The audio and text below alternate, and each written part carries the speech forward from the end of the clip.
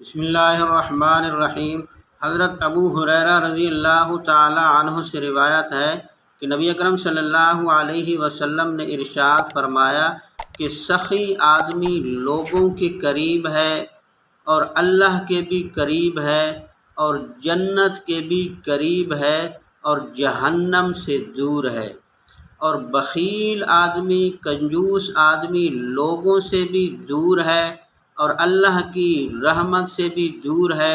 اور لوگوں سے بھی دور ہے اور جنت سے بھی دور ہے اور جہنم کے قریب ہے۔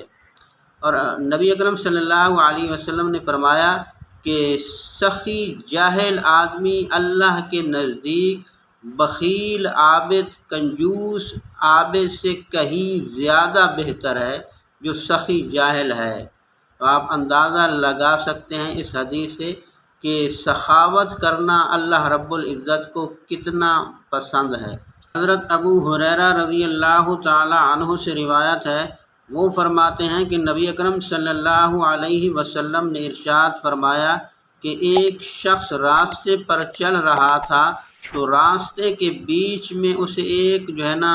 کانٹے دار ٹہنی ملی، تو اس نے وہ ٹہنی اٹھا کر راستے سے دور کسی جگہ پر رکھ دی، تو اللہ رب العزت اس کے اس کام کے اوپر اتنے خوش ہوئے کہ اللہ رب العزت نے اس کام کی وجہ سے اس کی مغفرت فرما دی۔ تو اس حدیث سے یہ ثابت ہوتا ہے کہ راستے پر کانٹے دار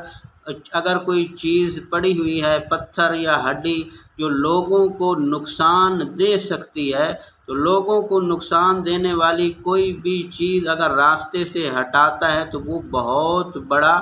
صدقہ ہے۔ تو ایک حدیث کے اندر آتا ہے کہ ایک غلام آزاد کرنے کے برابر ثواب ملتا ہے۔ تو اس حدیث کے اندر آتا ہے کہ اس عمل کی وجہ سے اللہ کے نبی نے فرمایا کہ اللہ رب العزت نے اس بندے کی مغفرت فرما دی۔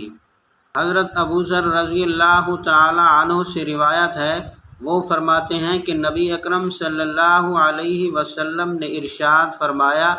کہ تمہارا اپنے بھائی کے سامنے مسکرانا یہ بہترین صدقہ ہے، اور تمہارا لوگوں کو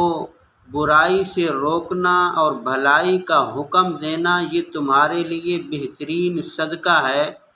اور لوگوں کو راستہ دکھلانا یہ تمہارے لیے بہترین صدقہ ہے، اور کم دیکھنے والے کو اور نبینا کو راستہ دکھلانا یہ تمہارے لیے بہترین صدقہ ہے، اور راستے سے ہڈی ہٹانا، پتھر ہٹانا، کانٹا ہٹانا یہ تمہارے لیے سب سے بہترین صدقہ ہے، اور اپنے ڈول سے پانی نکال کر اپنے بھائی کے ڈول میں پانی ڈالنا یہ تمہارے لیے بہترین صدقہ ہے۔ اسی طرح ایک اور حدیث ہے کہ نبی اکرم صلی اللہ علیہ وسلم نے ارشاد فرمایا کہ جو شخص لوگوں کا شکریہ ادا نہیں کر سکتا